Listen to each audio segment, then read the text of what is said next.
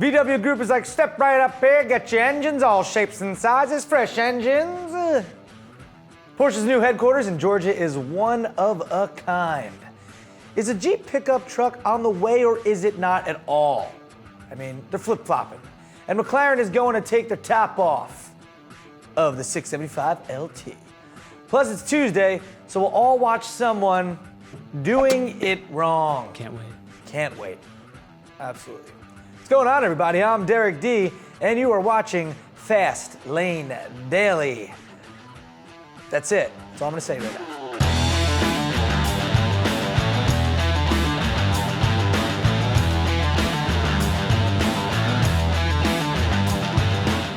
VW has revealed a bunch of new, more powerful and efficient engines at the Vienna Motor Symposium.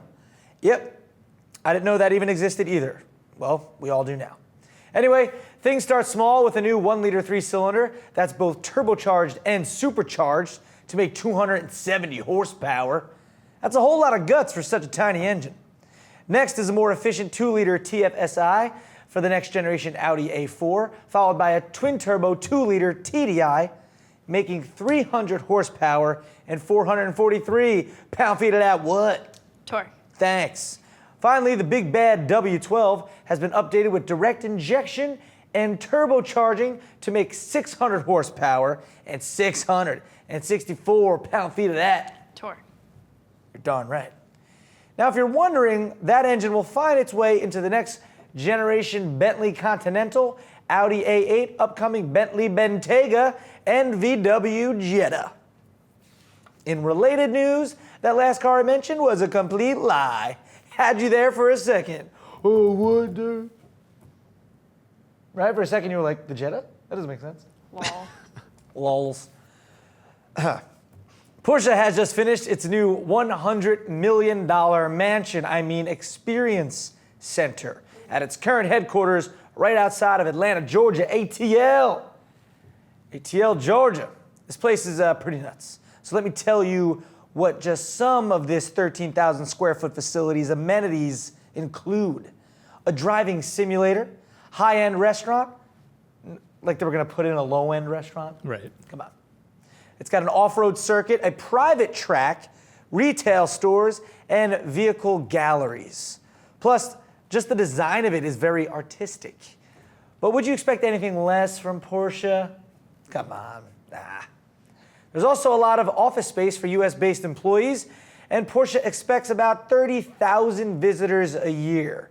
So just call Porsche ludicrous, because they are bringing that Southern hospitality. Luda. Love that song. Porsche throwing them bows. Oh, them bows. There it is. A few months back, Jeep President Mike Manley, such a manly name, Yeah. literally, said a Jeep badge pickup truck was very likely to happen. But since then, since he said that, we haven't heard anything about this model being on the way. In fact, recent news from Jeep executives said it isn't coming soon at all. So what does this mean? Is it the platform that's the issue? I mean, what if Jeep didn't use the Wrangler as the foundation, but instead maybe the Grand Cherokee? Well, designer and renderer Theophilus Chin has taken a crack at what a Grand Cherokee pickup might look like, and I tell you, if it looks like that, I'm all for it. I remember the Jeep Comanche pickups back in the day. They were pretty regular looking, but I think I could see it happening if they end up looking like this render here.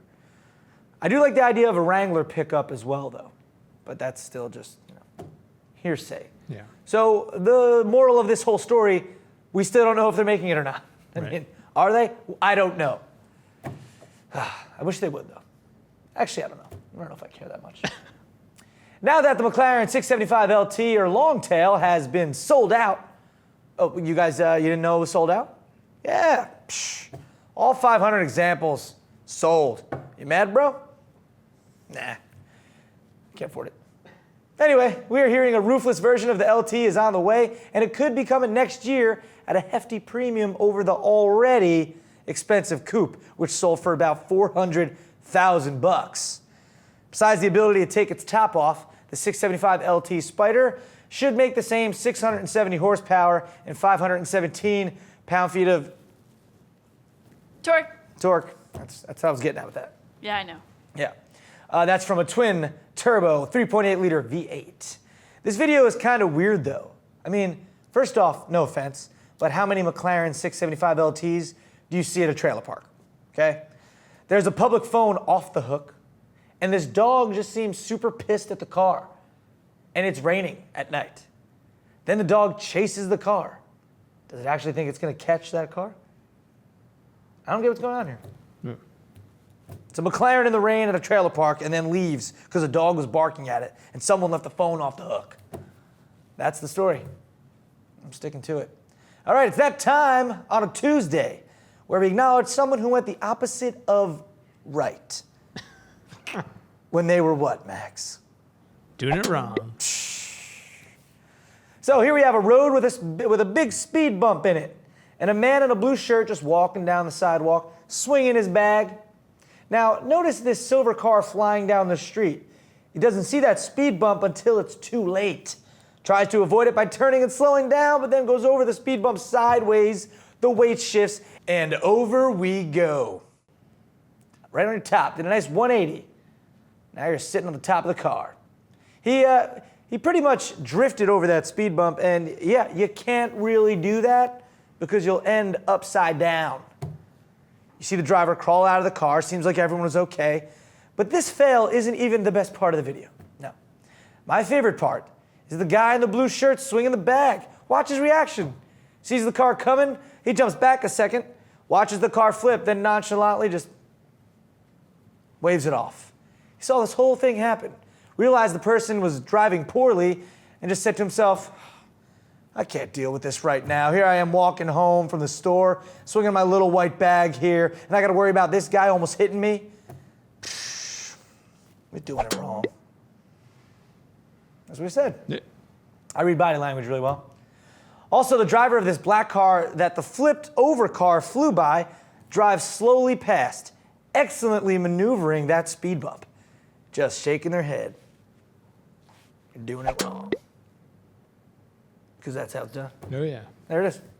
You guys want to see that whole video? Links in the description. Yeah.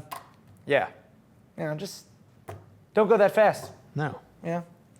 All right, our FLD question of the day is, do you think a Jeep pickup truck will be successful in an already well-established pickup market?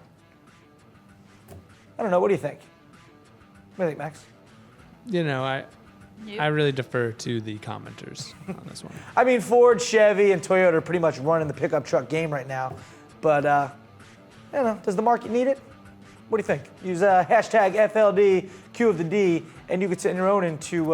Max, do you know that email? Tips@fastlanedaily.com. That's it. My man. Yeah, so you pay attention. I always forget it. Yeah. Yeah. And that's it. That's going to do it for Fastlane Daily today. I'm Derek D. I just want to thank all you guys for watching. You know, I mean, every single day you're here and you're watching the show. And we appreciate it. All right? It's time to go, though. Can you juggle? I can. If I gave you 2 erasers and a marker.